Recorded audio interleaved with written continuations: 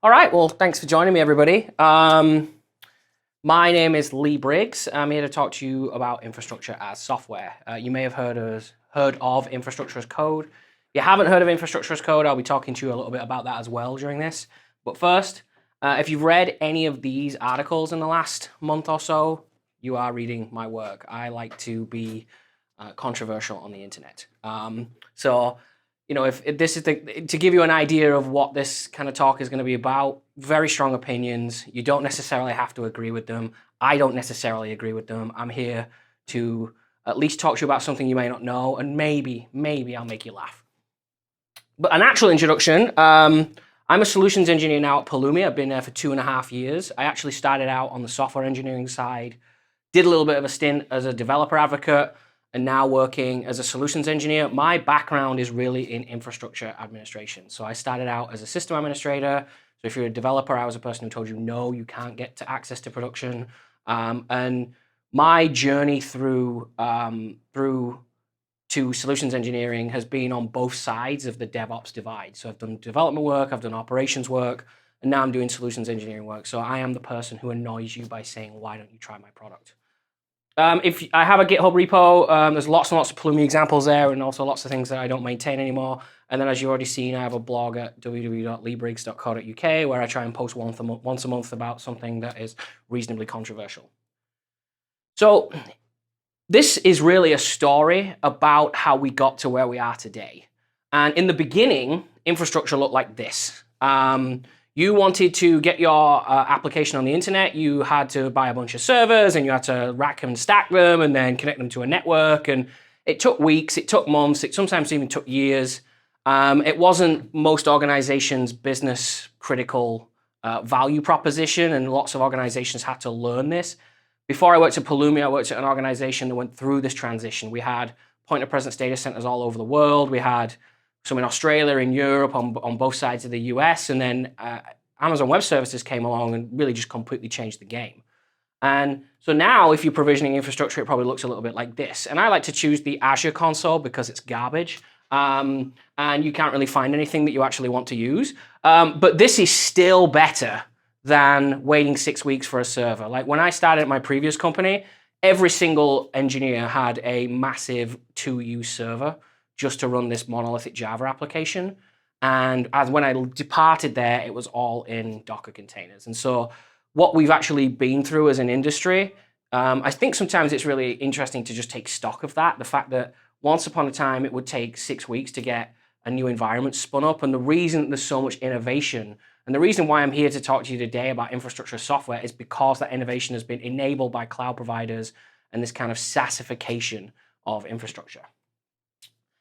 The other thing that I think has really happened over the last 5 or 6 years is that we have all really settled on the idea that if you wanted to create infrastructure programmatically, we're going to make it a declarative thing.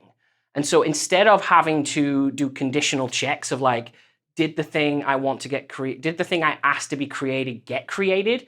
We have really settled on this idea that there's this declarative graph that gets built, and the dependencies between those things are kind of designated by the graph that's built. And that declarative kind of mechanism is really started out with configuration management tools like Puppet and Chef, much less so Ansible, which is a separate set of imperative steps.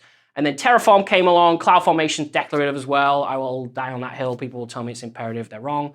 But this declarative idea is really kind of like the de facto standard now for infrastructure as code. You don't want to have to say, create an S3 bucket and then check all the conditions of creating that S3 bucket. You really just say, give me an S3 bucket, and the tool goes and does it for you. What naturally happened by deciding that declarative interfaces or declarative engines was the right way to go is that we kind of settled on the idea that configuration languages was the right way to be declarative. And so what you generally see on the left here, you have a CloudFormation template. On the right here, you have just a standard JSON ARM template. These configuration languages really help you to kind of visualize the idea of a declarative graph, because you can just say, declare a set of different resources, pass some properties from one resource to another resource. There is no conditional loops. You don't have any if statements. You don't have any for loops. It's just a a configuration language that describes how you want your infrastructure to look. And most infrastructure as code tools up until recently took this approach. You would use a configuration language. Some well-known infrastructure as code tools have decided on a DSL around the configuration languages, but those configuration languages became the norm. And as a result, we have ended up in a world where every single engineer that I know has had to touch YAML at some point. It is a very 50-50 divide in terms of who likes YAML and who doesn't. One of the reasons I got a job at Pulumi is because I wrote a blog post titled, "Why the fuck are we templating YAML?" And the people who founded Palumi really liked that idea, because this is exactly the reason why I decided this was just a terrible idea. It doesn't have any type checking. You don't get any feedback loop. You can easily make mistakes. And if you want to do things like manipulate how these declarative graphs are created, you have to add templating languages like Python, Jinja 2, or Go templates in order to actually start manipulating the way the graph is built. And that's before we even talk about hand authoring JSON, which is still something that some people unfortunately have to do. Can't put comments in there, bunch of different things. JSON has its place. It's important for the way that machines talk to each other. But if you have to hand author JSON, it's probably going to be a pretty miserable experience.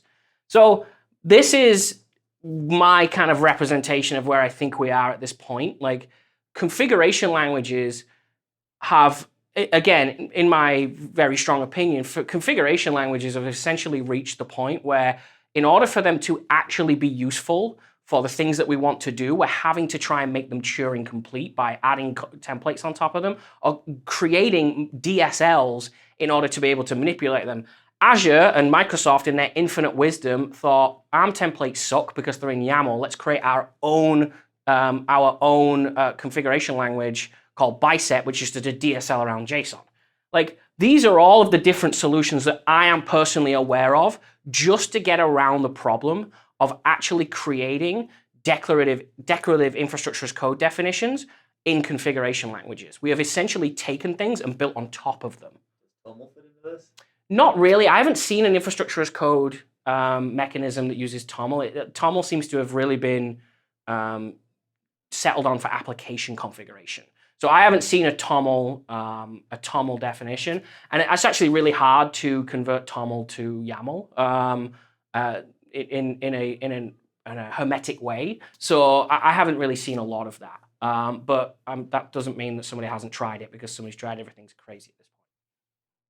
So at this point, this infrastructure as code mechanism has been, this infrastructure as code term has been, intrinsically linked with configuration languages. And something that I personally believe, and I think the term infrastructure as software can be traced back to somebody called Chris Nova, if you're aware of them, has started talking about infrastructure as software. It was something that I think we internally at Palumi were talking about for a little while, around this idea of, if infrastructure as code is configuration languages, and the configuration languages on the DSLs around those configuration languages, how do we start to talk about how we can improve things? How do we start to talk about the way things can get better? And I believe infrastructure as software is probably the right term at this point. So what do I mean by infrastructure as software? Well, I mean abstractions. If you're a software developer, you're familiar with object-oriented project programming, you've written classes, you've probably seen that horrible explanation of object-oriented programming, like person and man and like dog and animal and all those terrible kind of representations. Those abstractions are really important to reduce the amount of code you write, to make things easy to understand, and generally to make your life easier. So those abstractions do exist in infrastructure as code tools, like Helm has Helm charts, Terraform has modules, CloudFormation has templates, Azure has something. Those abstractions, I think, are really, really important, but the abstractions with the ability to test them. You cannot currently unit test CloudFormation templates. You cannot really unit test any Azure ARM template. Those things are just not possible. And when you start building these abstractions and you want to share them with other people, having reasonable unit tests seems like a reasonable ask to me. If somebody comes and refactors things or wants to add a feature, you at least want some unit tests, because downstream people are running their production infrastructure with this module, or downstream people are running production infrastructure with this ARM template. You can't just go and mess around with it without having some tests. The other thing that I think is really, really important, and this is something that I've kind of got on the high horse of recently, is the idea that you need to have control flow when you're actually creating declarative infrastructure, I believe is important, because you don't necessarily want to do an imperative operation like when you're creating cloud resources, but you probably do want to manipulate the way the graph is built. Like, well, I want this piece of the graph and I want that piece of the graph because that's what I need, but I don't want the actual ability to have to check if that thing happened. So control flow becomes important. Expression and expressivity is really important, and configuration languages are opinionated. They take you down a certain path. They expect you to have for spaces or tab completion and all that kind of stuff. Expression really is part of what we do, and I'm a firm believer that if you're a software developer, you might not think of yourself as a creative person, but you are, because you're creating something from scratch all the time.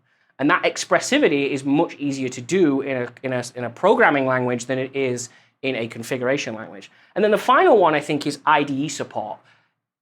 Terraform has HCL, and that has a language server that allows you to actually get feedback and when you're authoring things, but the rest of the configuration languages do not have language servers and do not have this quick feedback loop when you're authoring things. If you've ever provisioned anything in CloudFormation in AWS, the general pattern is send it to AWS, go and make a cup of coffee, and then hope it's worked, right? Like, that is actually the feedback loop that AWS recommends. And if it hasn't worked, it can get stuck in these things like create rollback failed, in which you're like, I don't really know how to fix this, so I'm just going to delete it and hope for the best.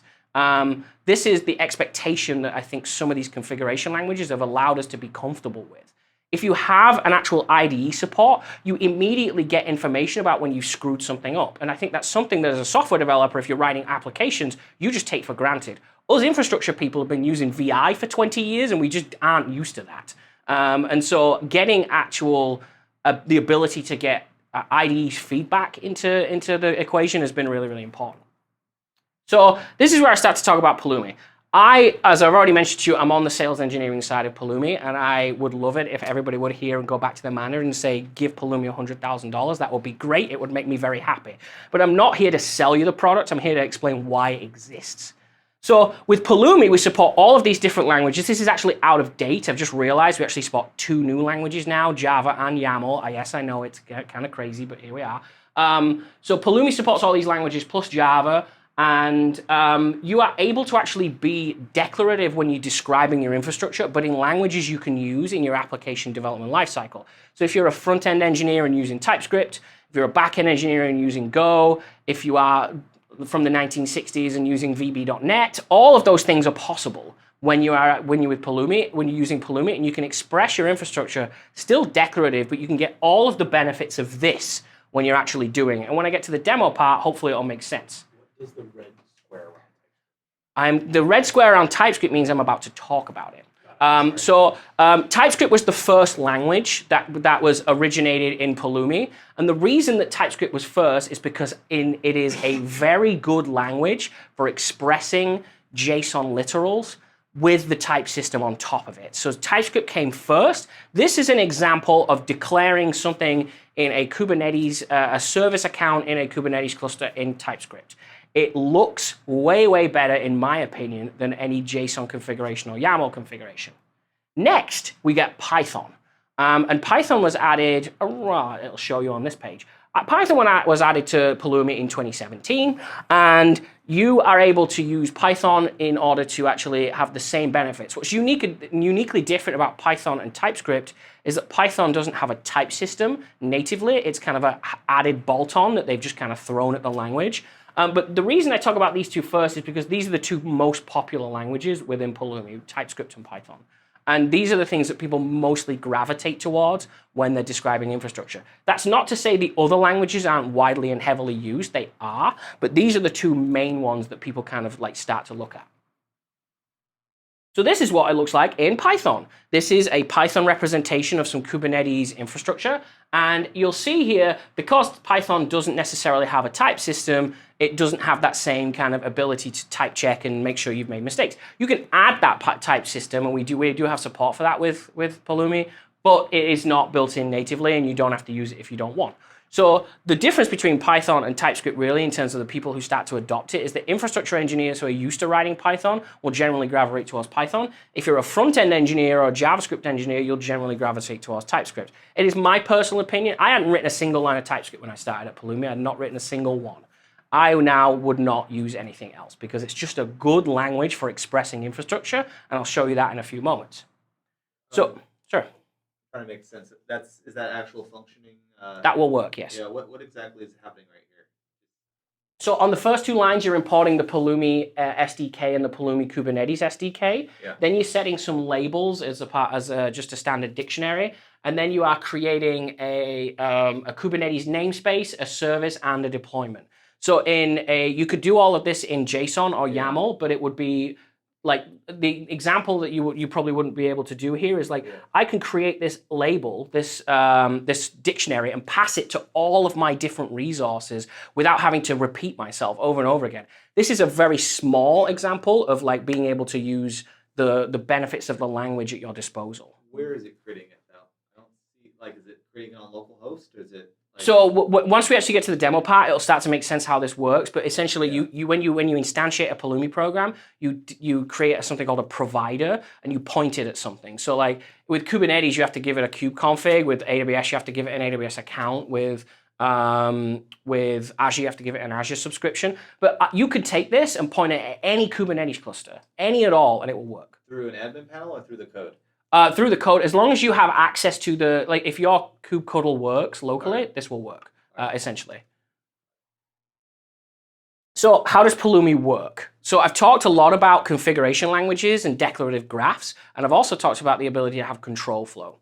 So the way that Pulumi works is that you have this idea of an infrastructure object model. The way that you express infrastructure is still at its very core just a set of JSON, right? Like the AWS API expects you to send JSON at it. The Azure API expects you to send JSON. The Kubernetes API expects you to send JSON. Pulumi takes that language that you've written, so it takes this and it converts it into JSON that actually works and is operative, that you can talk to those APIs in. And so TypeScript itself is basically a very, very good way of expressing that at JSON, but in a way that allows you to get a feedback loop. And I think this is all going to make a little bit of sense, a lot more sense, hopefully, when I get to a demonstration. But the infrastructure object model, we're not saying that by using TypeScript or Python that the way you're expressing that infrastructure is changing. It's still JSON underneath it all. But what it means is you can manipulate the JSON that you send to it way, way easier with TypeScript, with Python, and even with Go or .NET. You can manipulate that JSON that you create way easier with the power of an imperative language. Remember, we still want this to be declarative. We still want to say, I am going to create a Kubernetes service and a Kubernetes namespace or an S3 bucket or an Azure resource group. I still want it to be declarative. I still don't want to have to add conditionals that say, if the service was created successfully, then create the deployment. You'll notice here that I'm not having to do that. I'm not having to say for each of these three resources here, this namespace and this service and this deployment, I'm not having to say, check each one of these in turn. There is dependencies between them. You can't create a Kubernetes service without creating a namespace. That's not possible. And what you'll see here is that I'm actually passing this, what we call an output from the namespace to the service, and Pulumi is creating that declarative graph and doing things in a declarative way. And so it'll say, okay, create the namespace. Once the namespace is created, create the service, and once the service is created, create the deployment. You don't have to do any imperative operations there. You don't have to say, if the namespace was created, then do the service, and if it doesn't, throw an error. Pulumi handles all of that for you. So if you imagine doing this in an imperative way, you would have to wrap this in an if statement, you would have to wrap this in an if statement, you would have to wrap this in an if statement, and it would end up exploding in terms of the number of lines of code you'd have to write. Because then you've got to catch all the errors that the Kubernetes API could potentially send at you, and that could get out of control real fast. Pulumi handles all of that for you. So it's still declarative. It's still a declarative tool, but you are allowed to manipulate the graph that you create with an imperative language, which gives you the best of both worlds. It allows you to be flexible and expressive, but still write way, way, way less lines of code. Does your demo Yes, the short answer is you don't have to do it. Well, let's get to the demo and I'll show you. I just included this as like so this is an idea of a declarative graph, right? So here, what this represents is the idea, like if you imagine A is the, and you might not be familiar with Kubernetes, so I really shouldn't be using it as an example. So let's say A is an Amazon S3 bucket, or a Kubernetes namespace, or an Azure resource group. A is the most important resource because the rest of the resources cannot exist without A existing. And so this is the representation of what that would look like in a Pulumi model. If you pass things from A to B, B then gets created. If you pass things from A to C, those things then get created. And that, I think, is the most important part of the entire like mental model of Pulumi, is you have to imagine each thing that you declare to be a member of this graph that gets created. And Pulumi handles all of the work for you.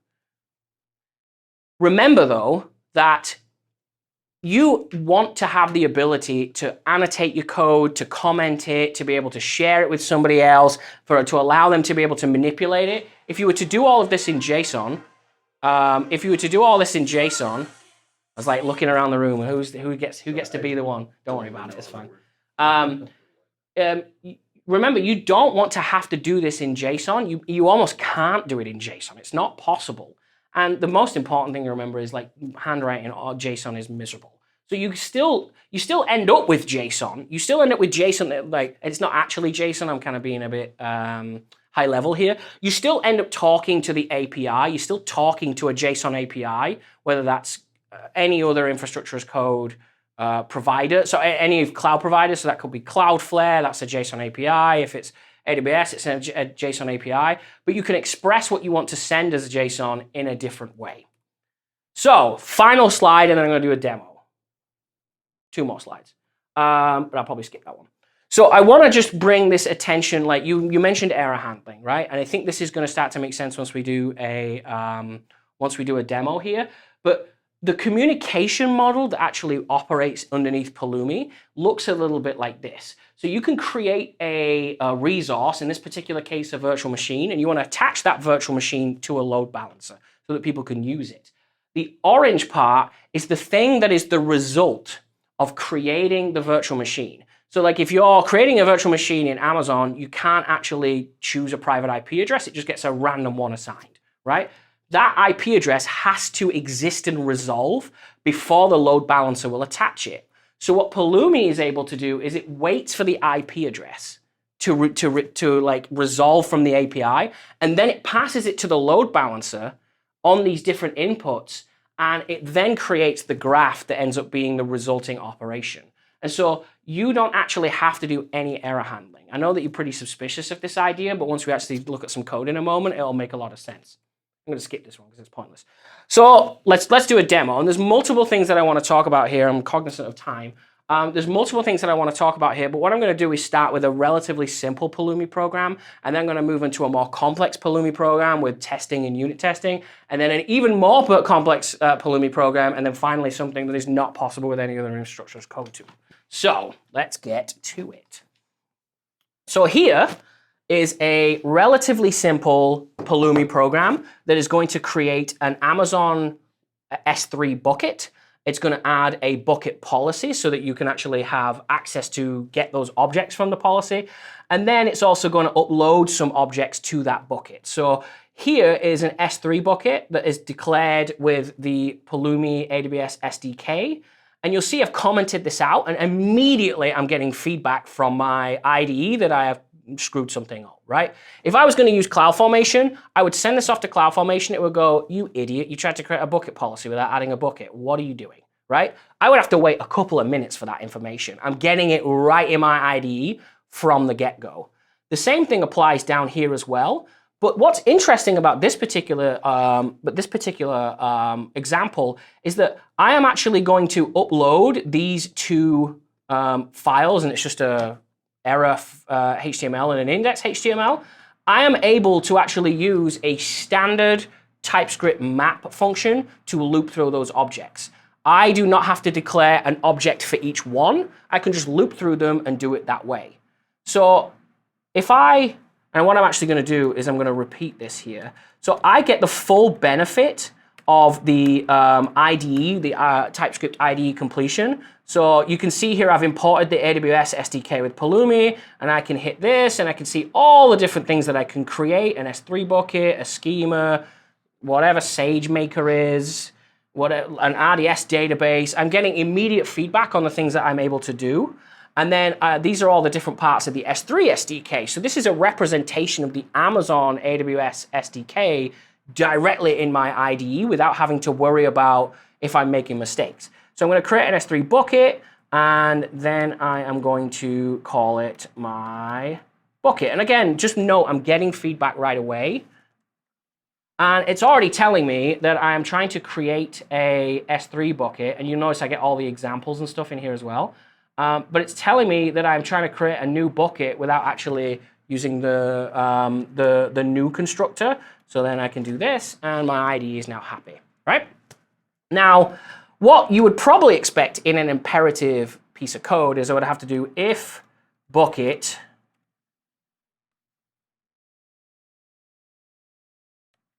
then create other stuff, right? If it was an imperative mechanism, this is what you would probably expect. I would have to do some error checking. I would have to do, catch the error. I would have to do try catch. All of those things are not needed in Pulumi. So what I can do here is remove this, and I'll go to my terminal and make sure this is big enough. And then I'm going to do, actually, let's make sure I've got actual valid AWS credentials, because that would be nice. Internet too? I am indeed. All right. So if I run Pulumi up here, you'll see it's going to create all of the different parts of this program. What's happening here is it's compiling transpiling TypeScript to JavaScript. And you can see it's going to show me all the different parts of this that it's going to create.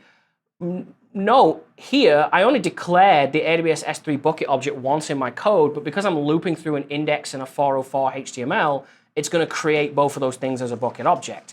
If I hit yes, this is going to be pretty fast. So make a note of the order that this happens in. So it's going to create the stack, and you'll notice the other things haven't turned up. Now it's going to create an S3 bucket. The bucket policy hasn't turned up yet. The bucket object hasn't turned up yet because it can't create a bucket policy until the S3 bucket exists. Luckily, the internet's a little bit slow, so it's actually slower than I expected it to be. But now that the bucket is created, it's now going to create the bucket policy and the bucket object. So Pulumi has figured out, by passing different parts of these, the API between these objects, Pulumi has figured out what the order of that needs to be in. And you can see this here, right? Like I could technically get the name of the S3 bucket, so it would be S3 dash something, something, something, and I could put that manually in there, right? Like I could express that manually, but then I would have to do the if conditional and like make sure that, like a for loop and poll the S3 bucket to make sure it's actually created. By passing what we call the output,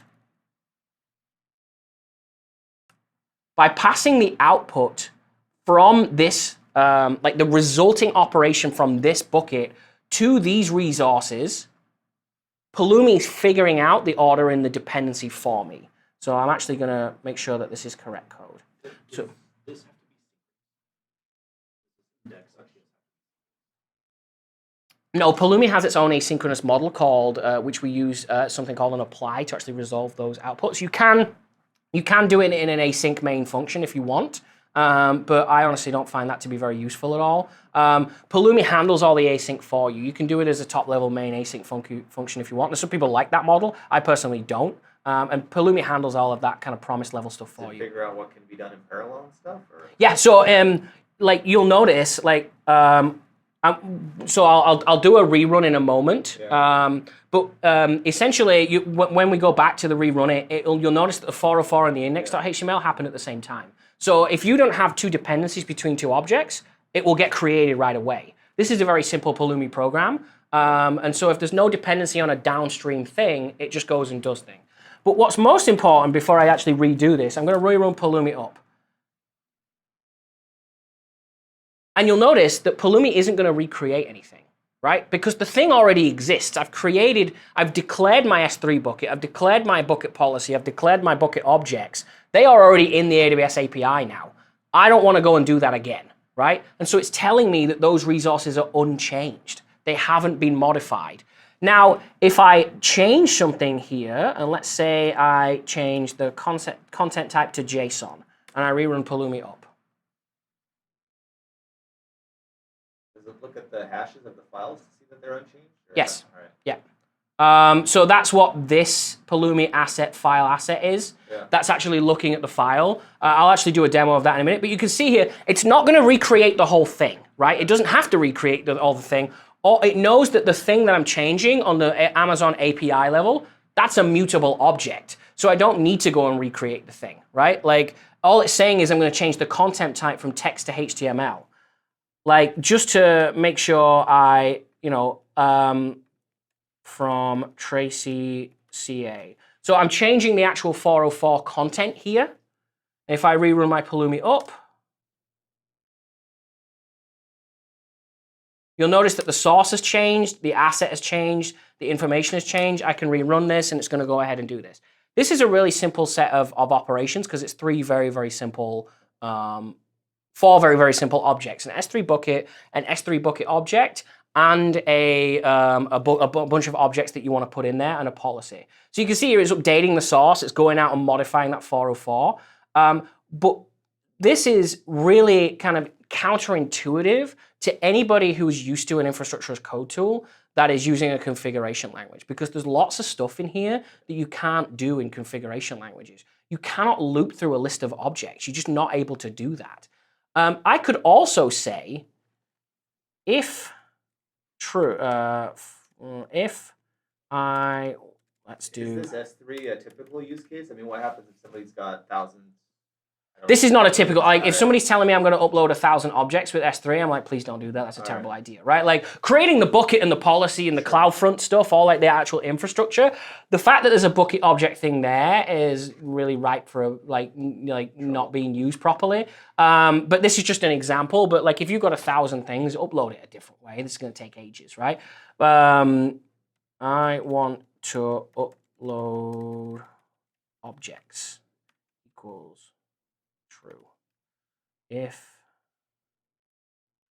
So what I can do here is I can manipulate the way this graph is built by using the language as it's intended. So I've currently set this to true. If I set this to false, what do you think is going to happen? Any volunteers? Oh, I was just gonna say it's not gonna run that upload part. Almost. It's actually going to remove them because the graph has changed. The graph has now changed. And because I've declared the way I want my infrastructure to look by saying I want these objects to exist, and now it doesn't exist in the graph. So Pulumi is going to still drive towards the state of the graph and say, well, originally you wanted these objects uploaded, but now you've modified the graph and said, I don't want these objects to be uploaded, so I'm going to go and delete them because I want this to be an accurate representation of your intention. This is how you know that something is declarative, because you're saying, I want it to look this way. This is how I want it to exist. And Pulumi drives towards that state, right?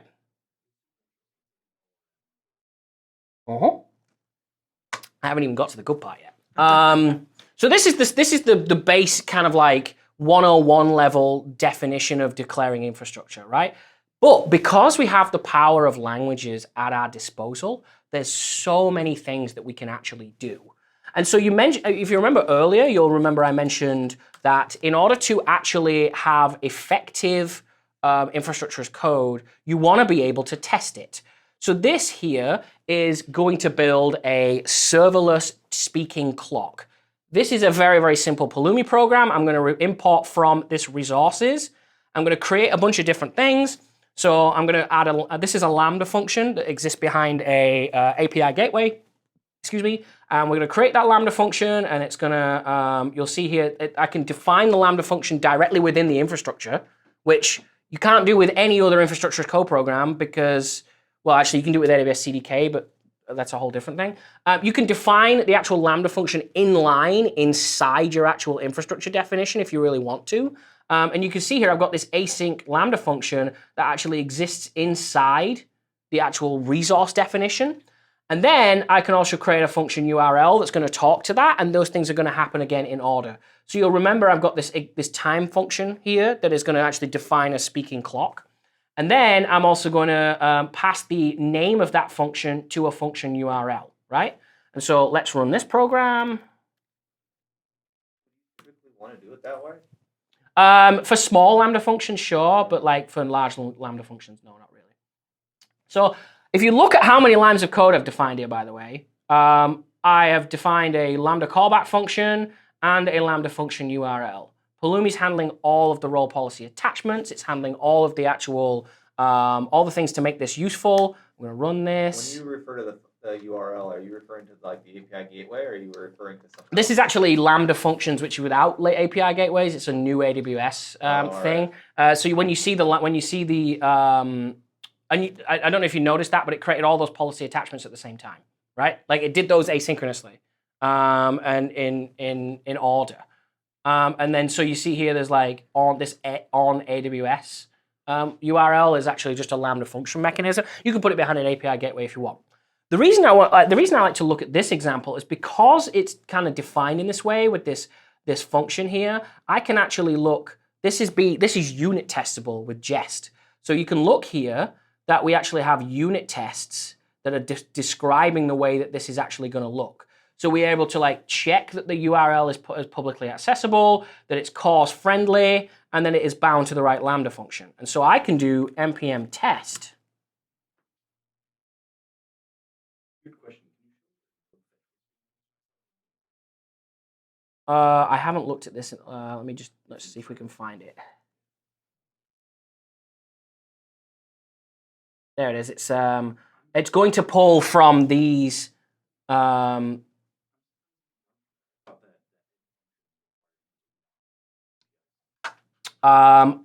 did not write this example, so pass. But you can see here that the actual the tests are passed, and so I can now modify this. So let's say if I go into my resources, and let's say I am going to change the authorization type to something, which is not a valid input, so this would probably break. But if I rerun my tests,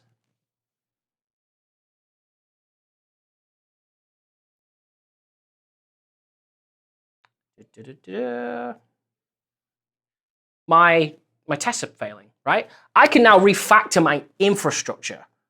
The production infrastructure that I am relying on, I can unit test it before it even gets to the API, before it ever goes there. And I think this is something that when you're dealing with high-level kind of infrastructure definitions, being able to unit test things, you can't do this in Terraform, you can't do this in ARM, you can't do it in CloudFormation. I don't even think CDK supports these kind of unit-level tests. They support integration tests where you can spin up the whole damn thing and then do a bunch of checks, but that's really slow and you're relying on the cloud provider API. So you can actually unit test these things now. You're able to actually unit test infrastructure in a way that allows you to feel way more comfortable when you're refactoring stuff, which, you know, from a lot of perspectives is really, really useful and really unique. You'll notice here that the abstraction mechanism that I'm using here are essentially exported constants and exported functions. The way that we generally like to actually express Pulumi infrastructure is with these repackageable things that we call components. And so if I go into my examples, Projects there. this is the Palumi examples repo, and so this is basically like a list of many things you can do in with Palumi. So you like AWS and Azure and all that kind of stuff. But I also have a bunch of different Palumi examples. Yes, you can define Palumi programs in Fortran. I'll get to that in a few moments. But if we look at this Fargate web app here, this is an example of creating an abstraction that you can then actually package up and put onto NPM. or you can package it up in Python and put it onto the Python registry whose name escapes me. Or you can turn it into a Go module, or you can turn it into a .NET NuGet package. You can actually abstract these, and this is not complete. Actually, this is a terrible example. Let's find a good example.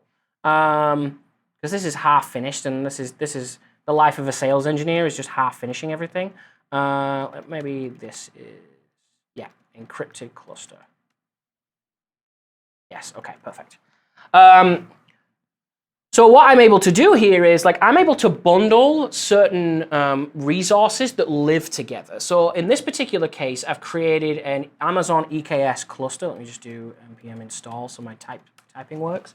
You'll see that I want to create an Amazon EKS cluster, a Kubernetes cluster, and I also want to include an Amazon KMS key to make sure it's encrypted. The way that then I instantiate this is I just import it, and then I can create an encrypted cluster. This is declaring a whole bunch of resources, like a whole shitload of resources. And I've got a cache miss in npm. But this is an abstraction mechanism that allows you, if you think about how this will work in a large organization, right? You have a team of people who's managing the infrastructure, and they want to empower the developers to be able to create infrastructure, but they don't want you to have to write it from scratch and do it all off the top of your head and like actually figure out how to do these things. With these abstraction components, you are able to say as a centralized infrastructure team, this is a best practice way of deploying infrastructure at my awesome corp. And you just pass it as an npm package, and then they can just go and import it. They do npm install. They can go and grab it from their internal package manager, and they can then have self-service infrastructure in languages that they already understand. So they can just say, well, I know TypeScript, and I know how to import a TypeScript package, and now I can just do import this, and I can create this encrypted cluster without having to worry about all of the kind of nuts and bolts underneath that makes up an encrypted cluster, which is something that we see organizations do all the time when they start adopting Pulumi. They'll internally say, okay, we want a best practice S3 bucket that is not publicly accessible, or an Amazon EC2 instance that it doesn't have a public IP address, because that's a silly idea. And they can package it up and say, my awesome corp EC2, and that's a way of actually being able to share, but in languages that already make sense to the developers that are already using. You don't have a learning curve when you're kind of using the languages that you're already writing applications in. You don't have to go and learn HCL or learn a big bunch of complex YAML. You can actually do things in their own way. What is interesting about these components is you can make them multi-language. So what I mean by that is I have defined an example production application in our Go SDK. And it looks a little bit like this. Now, Go is not a good language for defining infrastructure as code, but people kept asking for it, so we added it. That's what I was going to ask.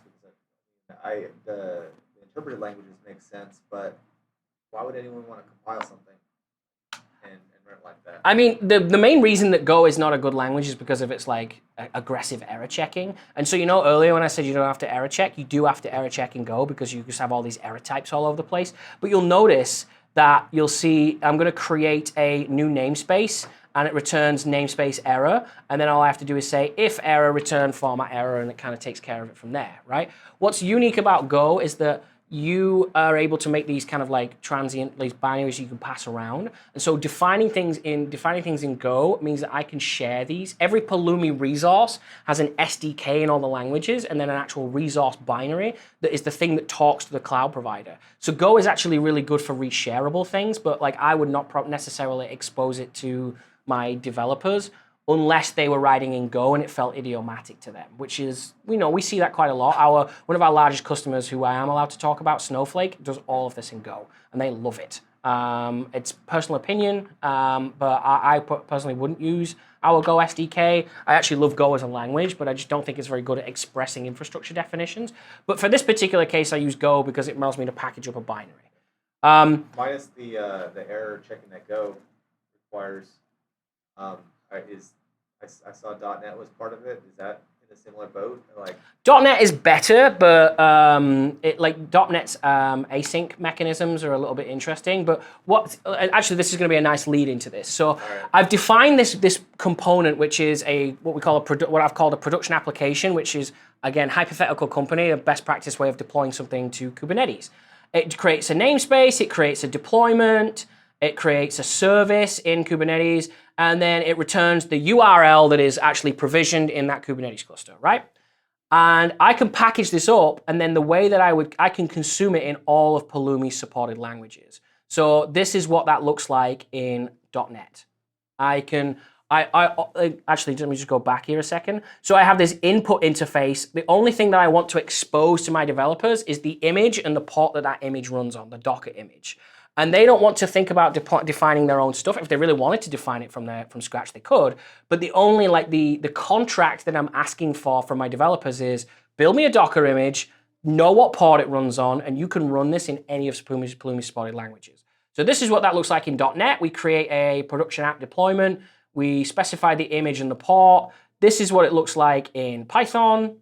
So my production app deployment, I specify the image and the port.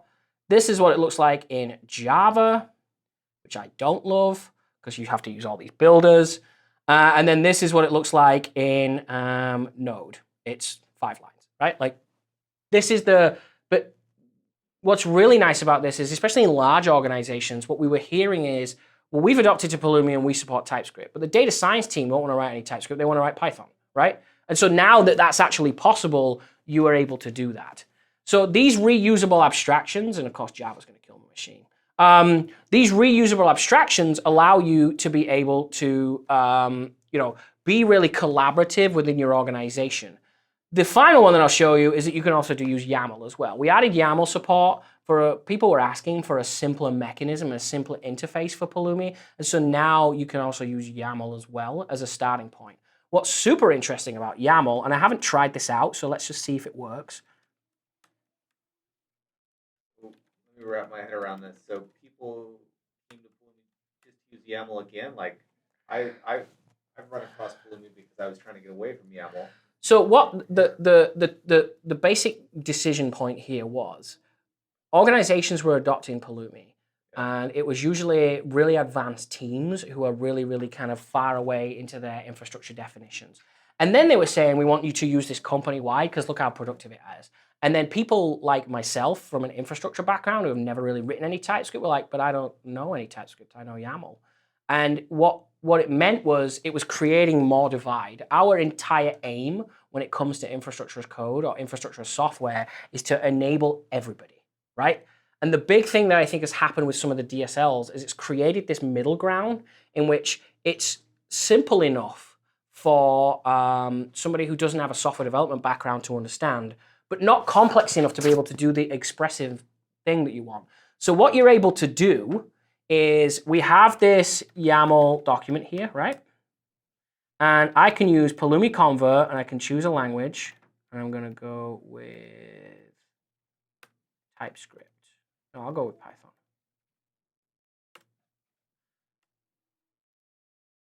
And it's converted my YAML to Python. So what we're actually seeing is organizations starting with Pulumi, using YAML, getting to the point where they're like, I just don't have enough expressivity here. And they can immediately convert that to a language of their choice and then keep going from there. And so what I believe we've done is we've created a mechanism for defining infrastructure that meets everyone in the middle, right? Like you're able to write multi-language components like I've just shown you in all the different supported languages. And if you have a team of people who don't want to write TypeScript at all and don't want to use Python or anything like that, they just want a simple, nice, simple interface, they can just use YAML. And then when they're sick of YAML, they can immediately eject out of it and go straight to a more advanced language. And so as a result, the learning curve can be whatever you really want it to be. And that I think is really something that is not to be understated, right? Like, and just to make sure you didn't think that was just a parlor trick, let's go with C#. Why are you creating a version? Oh, because I've got a VM vin here now because I created a Python project. So let's do TypeScript. There are scenarios where the convert may not do a great job. Yeah, I mean this is brand new stuff, right? Like, so there are situations where it might not necessarily work, but will it tell you if it does if it can't do it? Well, so it just outputs a resource, and so you would examine it and look at it, and you would try and run Palumi up, and it would go, man, this is not really gonna work. As you just saw, it didn't work. That's why I was getting real cocky, and then it ended up going wrong. Okay, so the final thing that I want to talk about, because I know that we're coming up to time. Oh, you can take as long as you want. Well, I got to get back, so Oh, all yeah. Yeah. So the final thing that I think is unique here is that because you have the full power of the language at your disposal, you have seen me so far run Pulumi programs via a traditional infrastructure as code model, via a command line interface, running a bunch of definitions.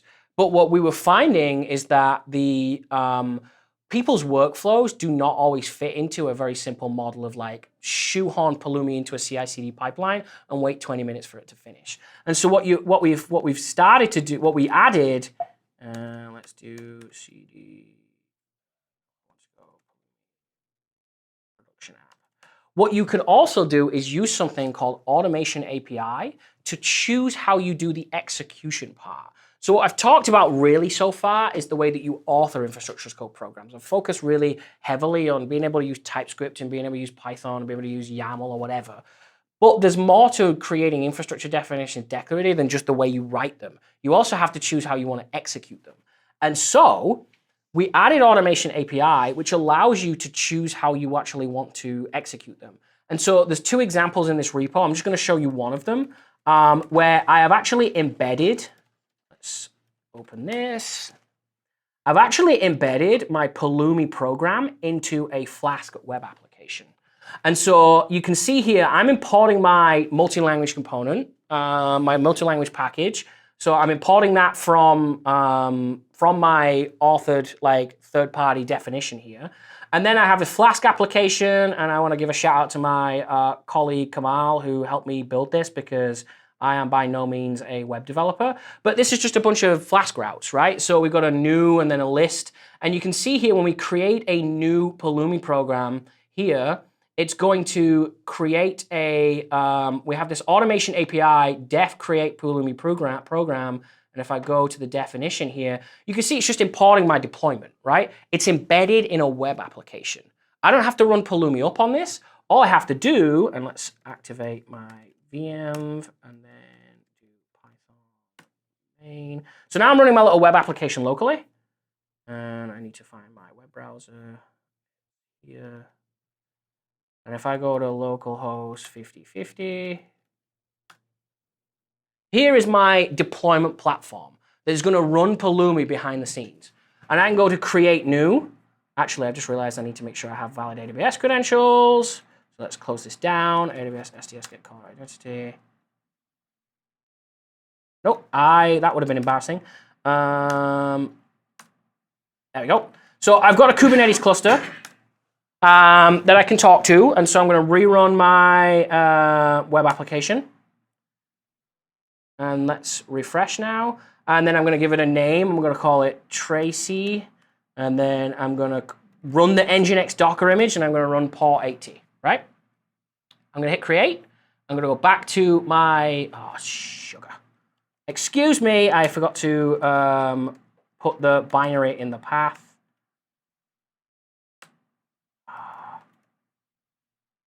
There we are. Edit this bit out. What binary is this? So when I create these multi-language components, yeah, in this,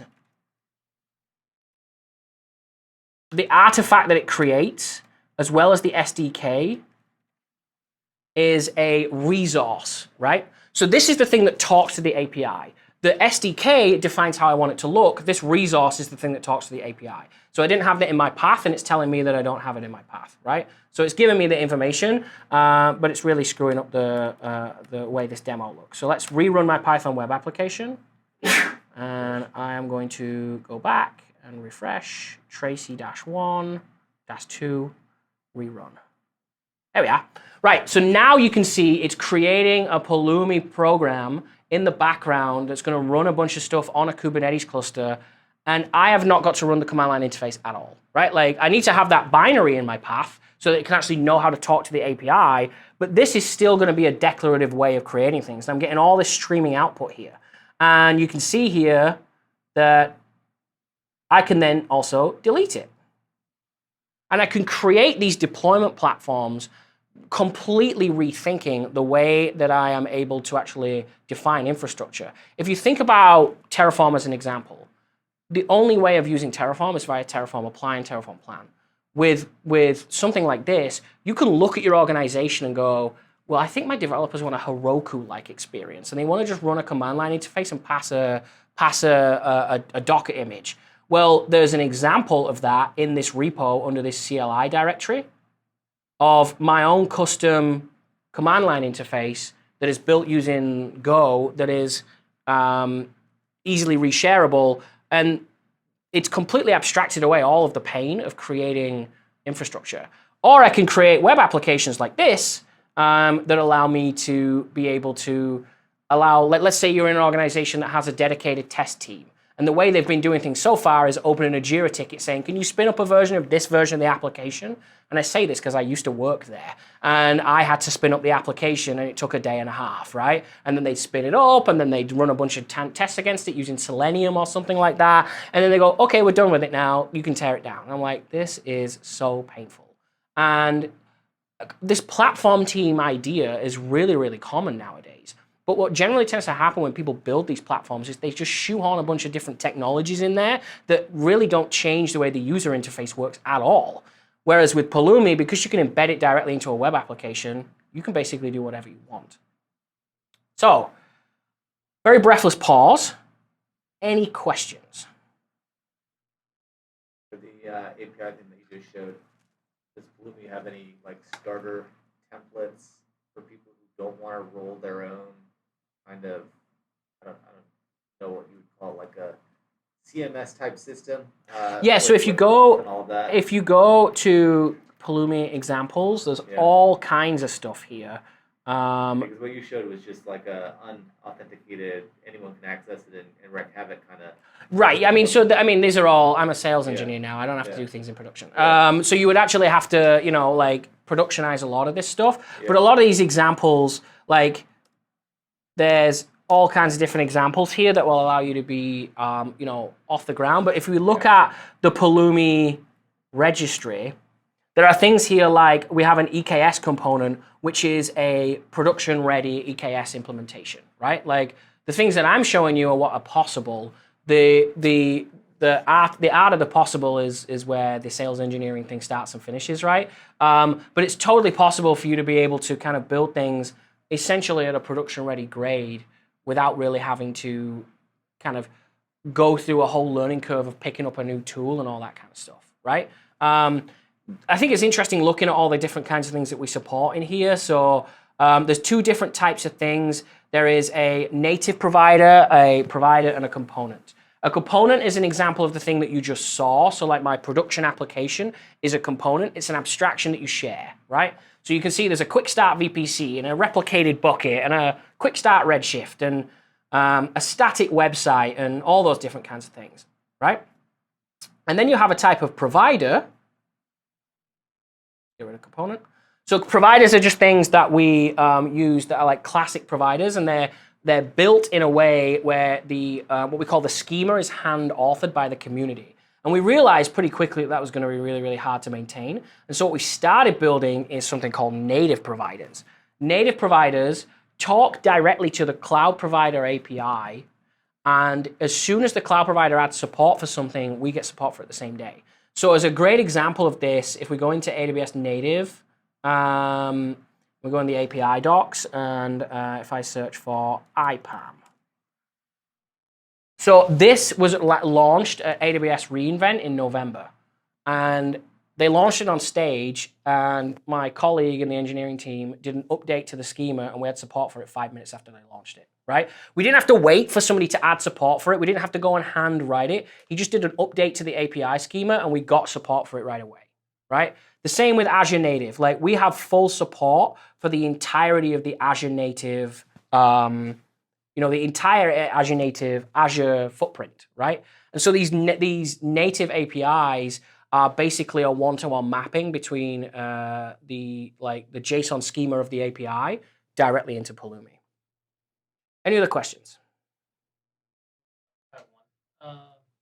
So I've been working with AWS step functions recently. I guess I'm trying to figure out kind of where Pulumi would start and where you were trying to use both at the same time, as you mentioned, like the lambda function.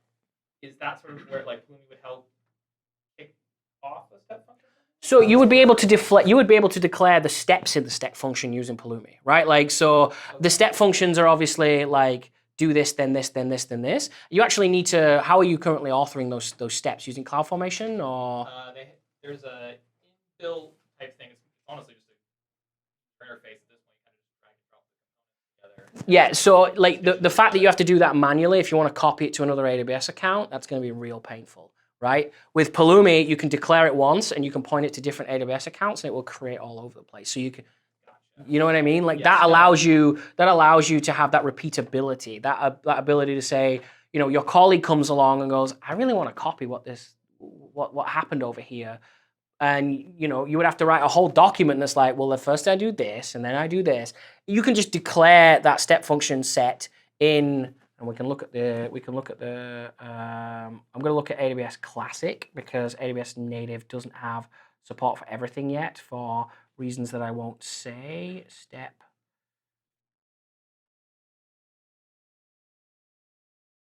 It should be in here somewhere. I'll find it later. The ability for you to define these step function steps is in it's just an API call to AWS, and so you can actually grab those. You can actually declare them all in one go. The other thing that you can do is you can actually use AWS step functions to kick off a Pulumi run. So you can be like AWS step function run Pulumi. Like, so you can define a bunch of infrastructure and then the step function actually run Pulumi, and then it can pass the result of that Pulumi run to something else. Right, that's a very common thing that we see. So like you can kind of do it both ways as well. We also see it with AWS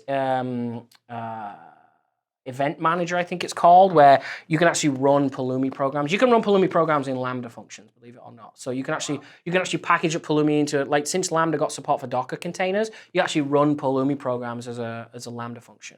So like you can actually embed them inside those things. So any other questions? So I think just to just kind of summarize here, and I know this has been a real whistle-stop tour of a lot of different things.